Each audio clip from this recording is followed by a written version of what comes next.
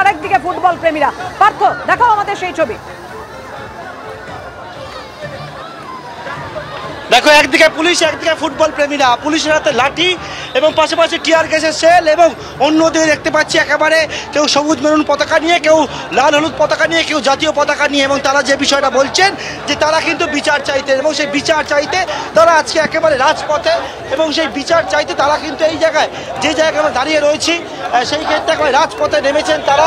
এবং সেই রাজপথে একদিকে যেমন আশাহরা পুলিশ, পিছন দিকে দেখাতে বলবো যে কলকাতা পুলিশ, বিধাননগর পুলিশ, তারা কিন্তু যৌথভাবে এখানে আন্দোলনকারীদের সরানোর চেষ্টা করছেন ঠিকই, কিন্তু বিভিন্ন প্রান্ত থেকে তারা চলে আসছেন, এবং একেবারে রাস্তা গোটা বাইপাস, সেটা কিন্তু একেবারে বিচারের দাবিতে তারা কিন্তু রাস্তায় নেমেছেন। এবং তারা যে বিষয়টা বলছেন যে বিচার চাই, আরজি করের যে ঘটনার, যে নৃশংস ঘটনা, সেই ঘটনার বিচার চাই, সেই দাবিতে কার্যত পুলিশ একেবারে নাস্তানাবুদ হচ্ছে।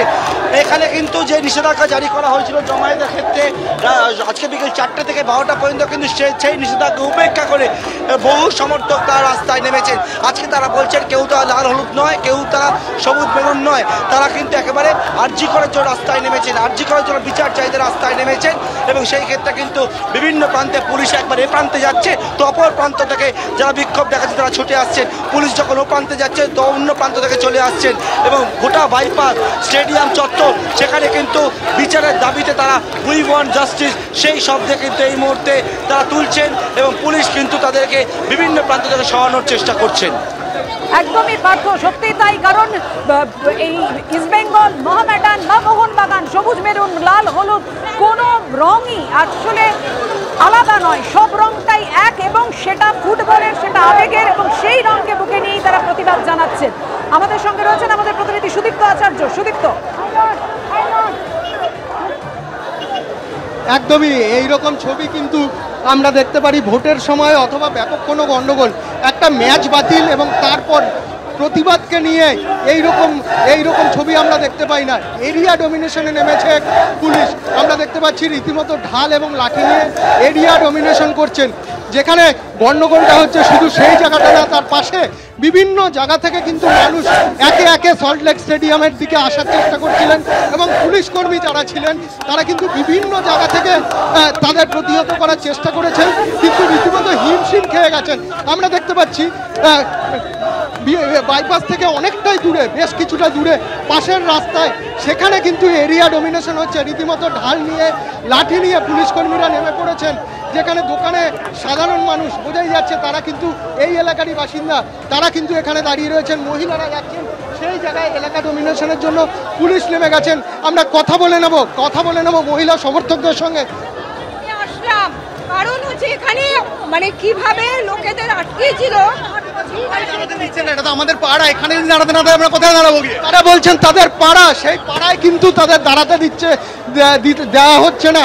এবং এই রকম ছবি ইস্টবেঙ্গল এবং মোহনবাগান সমর্থক তারা পাশাপাশি কাঁধে কাঁধ মিলিয়ে স্লোগান দিচ্ছে উই ওয়ান্ট জাস্টিস। তারা কিন্তু যে নারকীয় ঘটনা গত শুক্রবার আরজিকর মেডিকেল কলেজ হাসপাতালে হয়েছে তার প্রতিবাদে এখানে সামিল হয়েছেন। এবং তারা যেটা বলছেন যে গতকালের বড় ম্যাচ, বহু আকাঙ্ক্ষিত ডুরান্ডের যে বড় ম্যাচ বাতিল করা হয়েছে, এবং বাতিলের কারণ হিসাবে বলা হয়েছে পুলিশি ব্যবস্থা, নিরাপত্তা ব্যবস্থা যথেষ্ট করা যাচ্ছে না। আমার সহকর্মী প্রতীক দেখাচ্ছে, আবার কিন্তু স্থানীয় বাসিন্দারা দাঁড়িয়ে রয়েছেন, মহিলারা দাঁড়িয়ে রয়েছেন, বিরাট পুলিশ বাহিনী কিন্তু তাদেরও সরে যেতে বলছেন।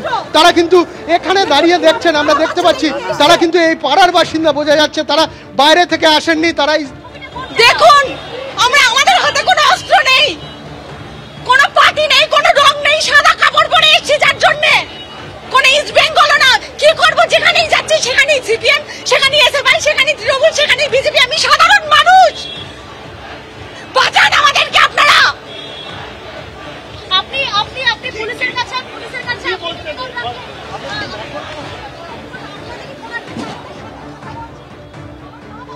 তারা কিন্তু যেটা অভিযোগ করছেন যে গতকাল বড় ম্যাচ বাতিলের জন্য কারণ দেখানো হয়েছিল নিরাপত্তা ব্যবস্থা করা যাবে না, অর্থাৎ পুলিশি ব্যবস্থা করা যাবে না, কিন্তু আজকে এই যে প্রতিবাদ ম্যাচ ছাড়াও যে প্রতিবাদে সামিল হওয়ার জন্য 2 প্রধান বা 3 প্রধান কলকাতার তাদের সমর্থকরা ডাক দিয়েছিলেন, সেই আন্দোলন সেই প্রতিবাদকে প্রতিহত করার জন্য যে বিরাট পুলিশ বাহিনী রয়েছে তারা কিন্তু বলছেন এ দিয়ে খুব সুষ্ঠুভাবে ডুরান্ডের বড় ম্যাচটা করে দেওয়া হতো।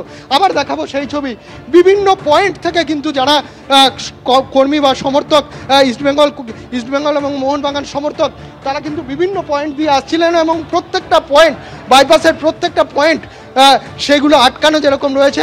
আবার কাদাপাড়া যেখানে কিছুক্ষণ আগে গণ্ডগোল হয়েছে সেখানে কিন্তু এখন বিরাট একদিকে ইস্টবেঙ্গল এবং মোহনবাগান সমর্থক তারা রয়েছেন। কিছুক্ষণ আগে প্রিজন ভ্যানে তোলা হয়েছিল 8 থেকে 10 জন ইস্টবেঙ্গল মোহনবাগান সমর্থককে এবং তার প্রতিবাদে কিন্তু প্রিজন ভ্যানের সামনে একসঙ্গে কাঁধে কাঁধ মিলিয়ে বসে গেছিলেন ইস্টবেঙ্গল মোহনবাগান সমর্থকরা এবং তারপর কিন্তু পুলিশ বাধ্য হয় ইস্টবেঙ্গল মোহনবাগান জনতার দাবিতে প্রিজন ভ্যানে যাদের আটক করা হয়েছিল তাদের ছেড়ে দেওয়ার জন্য।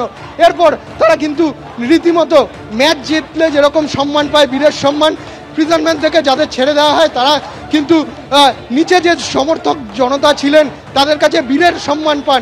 আমরা দেখতে পাচ্ছি প্রতীক সেই ছবি দেখাচ্ছেন যে এখনও কিন্তু ইস্টবেঙ্গল এবং মোহনবাগান সমর্থকরা এখানে রয়েছেন, পাশাপাশি রয়েছে বিরাট পুলিশ বাহিনী এবং তাদের বিধাননগর কমিশনারেটের পদস্থ কর্তারা। আমি একবার বাইপাসের চিত্রটা দেখাতে বলবো। বাইপাস কিন্তু সম্পূর্ণ বন্ধ, একটি অ্যাম্বুলেন্স আসছে আমরা দেখতে পাচ্ছি বহুক্ষণ পর একটা চিংড়িঘাটার দিক থেকে বেঙ্গল কেমিক্যালের দিকে কাদাপাড়ার দিকে একটি অ্যাম্বুলেন্স আসছে, সেই অ্যাম্বুলেন্সটাকে কিন্তু জায়গা করে দেওয়া হলো।